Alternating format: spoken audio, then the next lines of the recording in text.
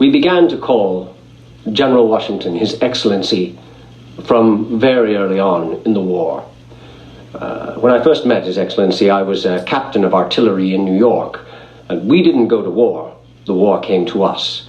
The Redcoats came. We built earthworks all around York Island, or Manhattan Island, I think, in your day. And in terms of how the battles worked in and around New York, well, they worked out brilliantly if you were in the British Army. In the Continental Army, not too well at all. It was an entirely indefensible position. General Washington had our troops building earthworks around York Island, but they didn't land at York Island. They landed on Staten Island. And then instead of coming directly across, they outflanked us by striking at Brooklyn. Well, this forced General Washington to a decision. He could choose to divide his forces, which he was very loath to do. We were already outnumbered.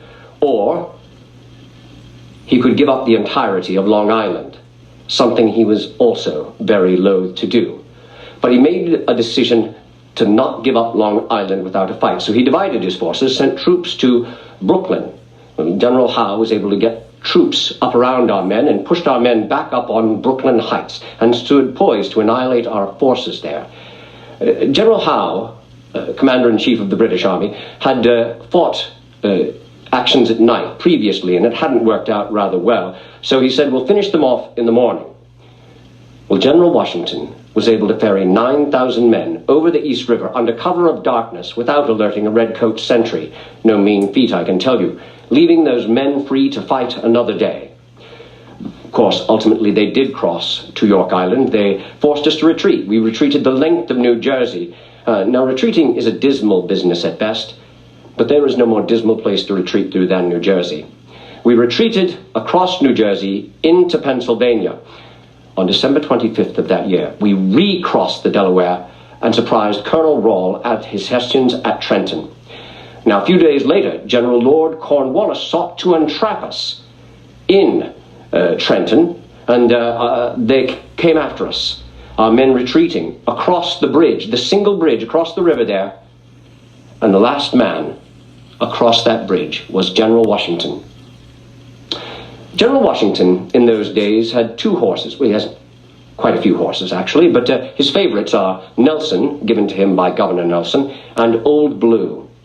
And in those days, he would stand with Blue as the men passed in front. As the files passed him, the men would reach out and touch Old Blue as a sign of respect.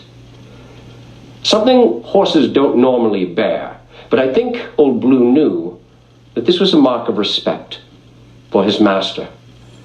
And General Washington held the army together in those darkest days, then before Trenton, then after Trenton, at Valley Forge, at Morristown, and in very dark days, he prevented the mutiny at Newburgh. This is the sort of citizen soldier that General Washington showed us an example of. Years later, our government, under the Articles of Confederation, is a completely inefficacious government. James Madison and I enjoined General Washington to come north to Philadelphia to create the Constitution.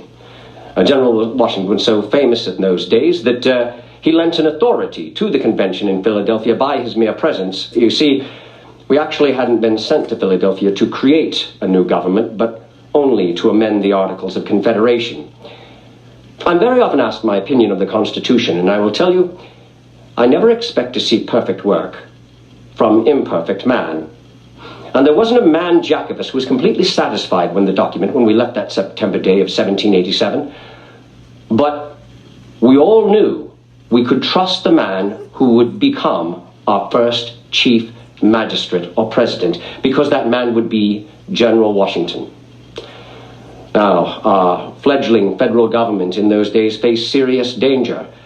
Talk of secession was rife both in the North and the South.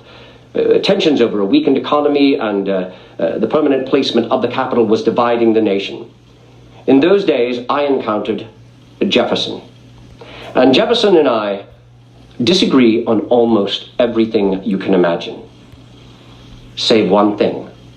We both knew General Washington must serve a second term as President of these United States to keep this nation together.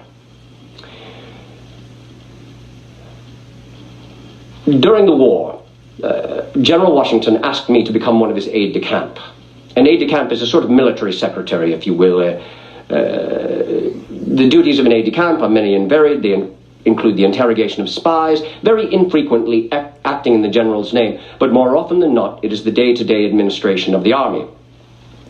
General Washington made me a member of his staff. In those days, when he had an important decision to make, he would call a council of war, and he would let all the men of rank speak as to their opinions, and then he would decide. During my time as a minister in what is sometimes called the cabinet of General Washington, he would bring us all together. He would ask all of our opinions, and then he would reflect upon it, and then he would make his decision. He consulted much, he pondered well, he considered well, considered carefully, and then decided wisely. General Washington is such an extraordinary soldier that when he did leave office, he again returned when we were at war with France, shaking off the dust of his country estate and returning to service yet again. The most extraordinary thing about General Washington is this: he has surprised Europe on so many occasions. When he was commander-in-chief of the army, he surrendered that army at the end of the war to the civilian authority. Years later, he is president of these United States. Not only does he not want to serve a second term, but then he serves that term and he steps away from it. Something unimaginable to most Europeans. Then, called to service again, he steps to and joins us here. I think there is no man in these United States who has more cause to lament the passing of His Excellency General Washington than myself. He was an aegis to me, a shield to protect me. You know, when I was an aide-de-camp to General Washington, it became my job to help him feed and clothe the army. When I was made Secretary of the Treasury, it became my job to help him administer to the government and hold this country together. It is Demosthenes that says, and I think it applies to General Washington, as a general marches at the head of his troops, so ought a politician, if I may use the term, to march at the head of affairs, insomuch that they ought not wait the event to decide what measures ought to be taken, but the measures they have taken ought to produce the event. You know, it has frequently been remarked that it seems to be reserved to the people of this country, by their conduct and example, to decide the important question whether societies of men are capable or not of establishing good government from. Are we fit no more for the rein and the spur, or can we indeed govern ourselves? General Washington has given us a clear example. We have fought side by side to make America free. Let us struggle hand in hand to make her happy as well.